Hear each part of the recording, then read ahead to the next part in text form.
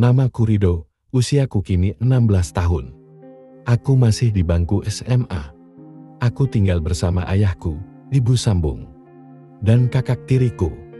Ayah menikah lagi setelah ibuku meninggal dunia. Meskipun aku tinggal dengan ibu tiriku, tapi kehidupanku sama seperti ada ibuku. Ibu tiriku bernama Ami, ia sangat baik kepadaku. Sedangkan kakak tiriku bernama Lala. Kami seperti saudara sendiri, sering berantem dan ketawa bareng. Dia berusia 24 tahun, sudah lulus kuliah dan mau menikah.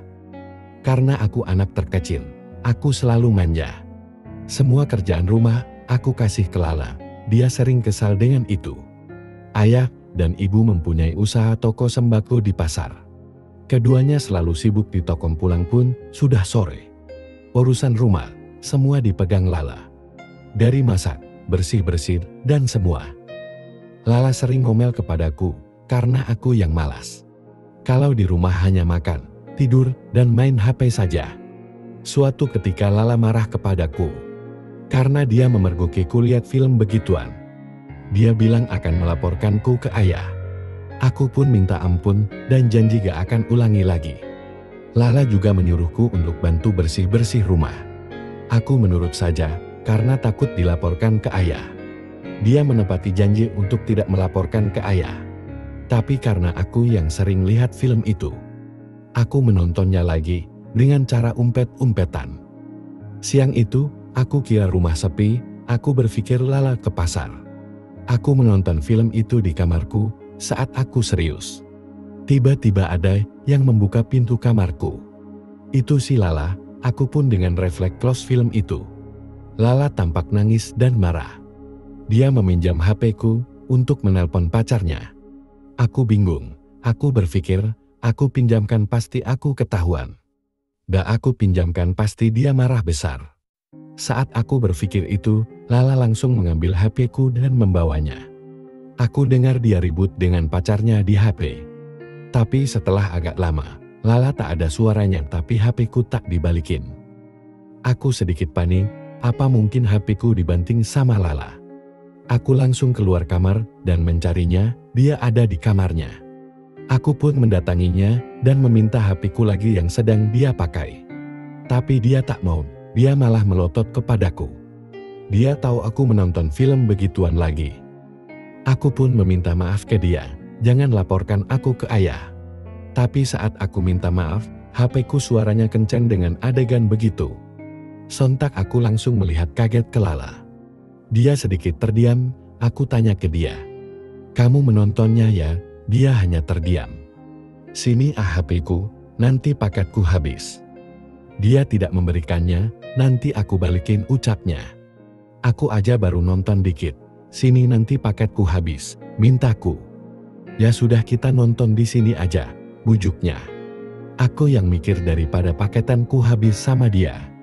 Akhirnya aku pun menyetujuinya. Kami nonton berdua di kamar dia. Kami nonton lumayan lama, beberapa film kami putar. Tapi aku tak tahu apa yang dia rasakan. Tiba-tiba diremas pundakku. Aku pun melihat ke dia, aku melihat dia yang berlagak aneh.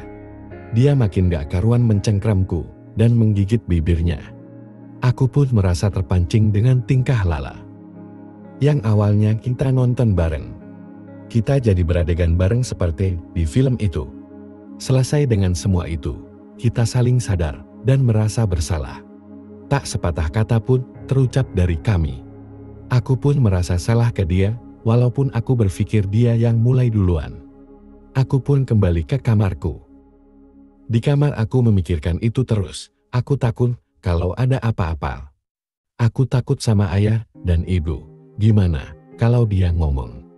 Sepanjang hari aku berpikir, sampailah saat makan malam bareng. Aku masih gugup melihat Lala, tapi aku bingung. Lala seperti tak ada apapun yang terjadi. Dia biasa aja. Waktu pun berlalu. Aku akhirnya bisa bersikap biasa kembali. Aku berusaha seperti Lala yang melupakan kejadian itu. Tapi saat aku di sofa sendirian, Lala datang dari belakangku. Ada film yang baru lagi Gad, ucapnya. Aku pun kaget dengan ucapannya, aku melihat ke arahnya. Dengan deg-degan aku menjawabnya, "Gak ada teh." Dia pun diam dan memutari sofa dan dia berdiri di depanku. "Kalau gak ada, gimana kalau kita bikin aja?" ucapnya sambil manja. Aku makin gelagapan di situ, aku kaget dengan ucapannya. Dia tertawa meledekku. "Dasar anak kecil, maunya diajarin terus," ucapnya sambil meledekku. Dia pun memulai aksinya, aku berusaha menahannya. Tapi aku tak kuasa, aku takut tapi aku juga pengen. Benar-benar kayak di film. Itu semua terjadi, aku yang awalnya diam jadi mendominasi. Dan akhirnya aksi itu terselesaikan. Setelahnya aku bertanya kepadanya, "Teh emang ini gak apa-apa?"